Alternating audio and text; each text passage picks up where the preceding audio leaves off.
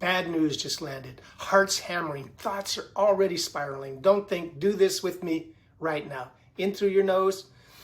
2, 3, 4. Hold. 2, 3, 4. Out through your mouth. 2, 3, 4, 5, 6. Now press your thumb and middle finger together. Hold that and ask yourself one question.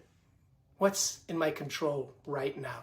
Hi, I'm Wil Dieck, college professor, longtime martial artist, and those 3 moves just pulled your brain back online. Here's why they work. That longer exhale signals your vagus nerve, your body's biological brake pedal, to shut down the threat response. The finger squeeze yanks you into the present moment, and that question, it's an ancient Stoic pattern interrupt that redirects your brain to do what you can do.